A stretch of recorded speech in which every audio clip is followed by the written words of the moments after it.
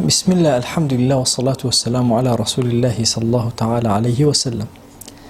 خۆشەویستانم ئەمڕۆ ئەمەیە لە خزمەتتانە جۆرێکتر لە مەسائیلی ساحیرەکان باسکەم و عەرزکەم لە خزمەتتانە کە بەڕاستی ئەمە دیاردەیەکی تازەیە ئەم فترەیە دروست بووە. بەڕاستی هەندێک کەس بە ناوی ئەوەی کە قورئان لە ماڵەکانە ئەخوێنن و بە قورئان جنۆکە دەرەکەن لە ماڵەکانە، هەندێک خوشکی بەڕست تەلەفۆنەکەن پێیان ئەڵێن کامێرەکە بکەرەوە بە ماڵەکە بیگێڕە لەکوێ جنۆکە لەم شوێنە هەیە ئەو شوێنە لابن لە ماڵەکەتانە.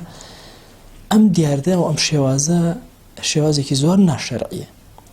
ئەم کەسەی بەم شێوازە بە کامێرەیەکە و ئەڵێ بگەڕێ بە ماڵەکە و لەناو سەلاجەکەت بکەرەوە فڵانە شوێنت بکەرەوە ئەو شوێنە سەیری ماڵەکە کە نازانم شەبەکەی دزینیان چی نەمانە. بە هیچ شێوازێک کامێرەی خۆتان بۆ هیچ کەسێک نەکەنەوە. مهما كان كسك بناوي قرآن أو قرآن بخوانه باكول الرشيشي هبه أوانت دجال بارا بياكر جوري دوهم يانا مالكت باري سياركت لي أسنن باري خواردن لي أسنن كالوبالي ناو مالكة أما فرد درو جنوكا لسري دانشتو أما جنوكا ميزي بياكردو أما أم قصانا الساحرة كان الجاران أم قصانا نكردو بويا أبي خلقي أما زور وريا أبي أم جورانا با سلفي بن با صوفي بن با ڕیشیان درێژ بێ با شەو ڕۆژ قورئان بخوێنن واللهی درۆزن. جارێکتر تکراری یەکەمەوە واللهی ئەمانە دەجال و درۆزن.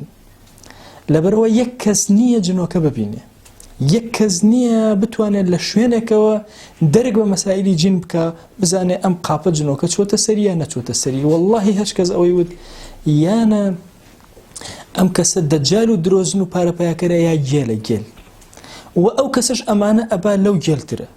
بۆیە خۆشەویستانم تکاتان لێ ئەەکەم پارێزگاری لە ماڵەکانتان بکەن، تکاتان لێ ئەەکەم حرمەتی ماڵەکانتان و پارێزن.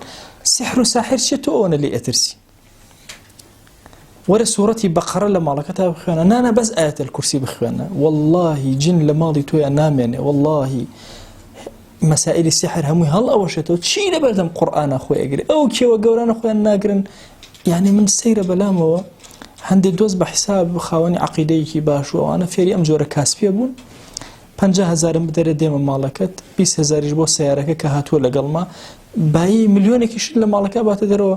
ئەمە بۆ ئێوە بەکەڵک نایە بێ فڕێ بدەن بەس من ئەتوانم قورئانی بەسەرا بخوێنم سحرەکانی لەسەر بەتاڵکەمەوە ئەم قسە هیچ پوچانە بۆ خەڵەتاندنی موسڵمانان خۆیان داوا لێ ئەەکەم لەم شوێنەوە هەر کەسێک بە ناوی ئەم دینەی تۆوە ئەوێ خیانەت لە خەڵکە بە ناوی جنۆکە دەرکردنەوە ئەوێ زوڵم لە خەڵکە خۆیان سووکی بکەی لەم دنیا سووکی بکەی لەو دنیا.